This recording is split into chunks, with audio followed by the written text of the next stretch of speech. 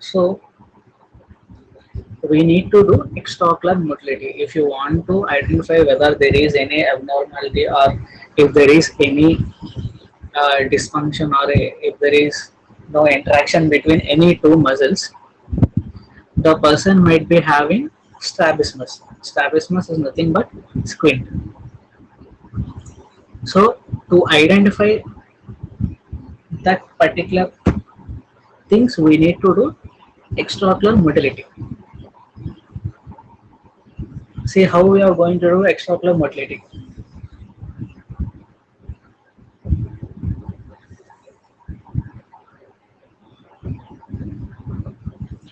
You can show a small pen or a pencil with a small tip as a target and ask the person to look at this particular target.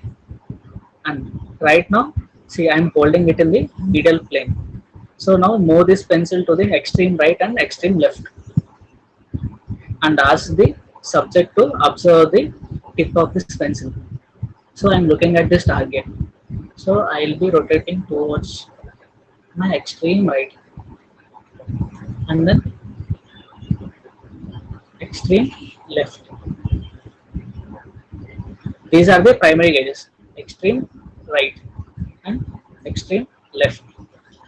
Okay, so this is my extreme right. I'm looking at the target. Now move up and down. So at this particular point, my superior rectus is responsible for this particular movement. And coming to down gauge, inferior rectus is responsible for this downward movement. And for this medial position, lateral rectus is responsible. And same way, if I am moving this towards my left side and I have shifted this up, inferior oblique is responsible for this movement. Okay, so this movement inferior oblique is responsible, and for this superior oblique is responsible. And I am talking in the sense of only my right eye, not my left eye. See, I have closing my left eye. So this is my resting position. Lateral rectus, medial rectus. Okay, lateral rectus, superior rectus, inferior rectus. Now medial rectus, superior oblique, inferior oblique.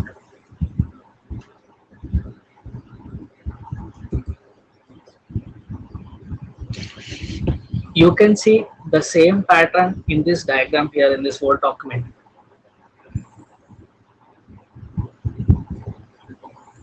So towards the nasal side, if you are holding this pencil at this arrow point, then your medial rectus is responsible. And if you are holding your pencil at the temporal side, this arrow represents the lateral rectus. And from there, you need to move the pencil in a H direction, from left to right, and from one end to upward and downward.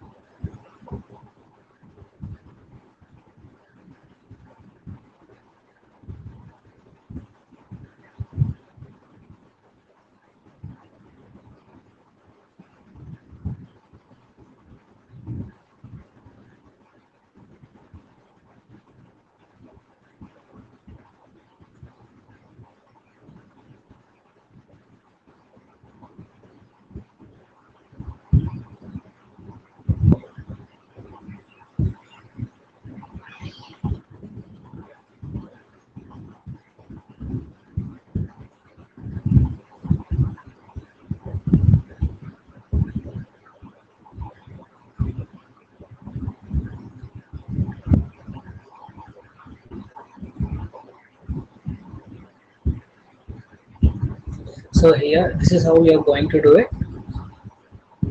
Now, ask the patient to sit comfortably and make sure both the subject and the examiner height are same, and give them a particular target.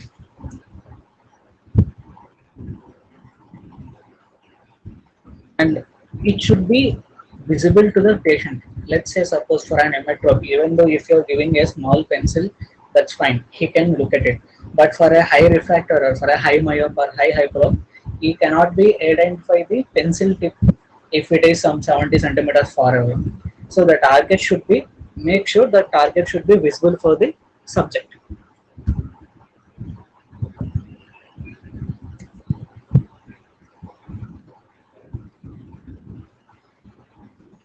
So here this guy is using a scale or something as a target, and he is holding it in the medial plane, which is your central plane of the face. Slowly, he has moved the target towards the right side, towards his right side. So, in the both eyes, so coming to the left eye of the subject, lateral rectus is contracting, lateral rectus is agonist, and the medial rectus is antagonist. Coming to right eye, medial rectus is agonist and lateral rectus is antagonist. So both muscles are functioning good. So after this particular thing, he has raised his hand towards the upward direction. So commenting on the left eye, so he is holding the target at upward direction on the lateral side. At that particular point, lateral rectus is responsible for that elevation, and he took the target towards downwards. Like now, inferior rectus is responsible for this particular movement, and again he placed the target in the middle. So it was almost in a shape of H. You can observe it. He is moving in H direction. So one, lateral and up and down and middle and to the same plane, up and down.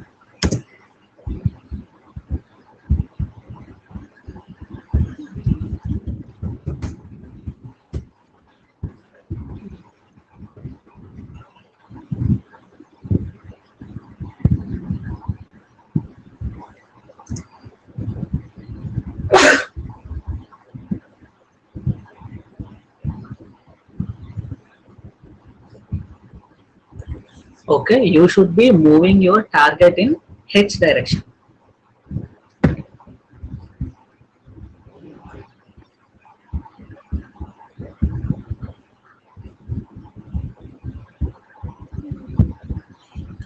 So you need to draw 2H on a paper. So the first one is for right eye and the second one is for left eye. Okay, if you are holding the target at the central plane, like middle plane to your face, then your eyeball, like extraocular muscles, are in a relaxing state.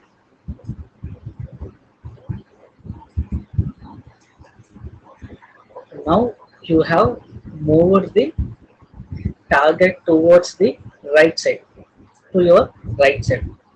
So both eyeballs will be looking towards the left. The subject will be looking towards the left because you are using your right hand and your both are facing each other. So the patient will be looking towards the left side. So here we are commenting about the right eye. So at this arrow, this particular arrow denotes lateral rectus, and this particular arrow denotes middle rectus. And at this point, you need to lift the target up. Then superior rectus is going to act, and then you need to move it down.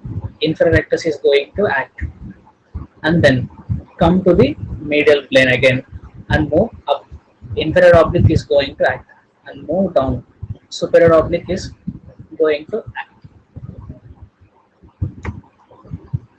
I'll search for good videos in YouTube and I'll forward it to you people.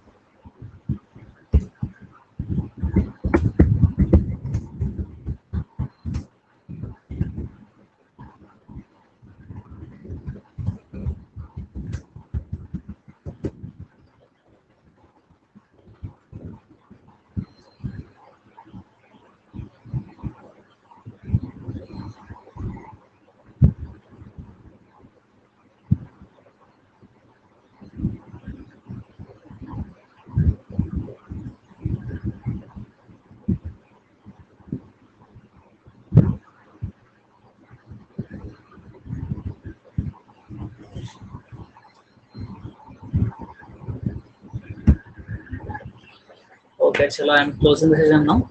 We'll meet tomorrow.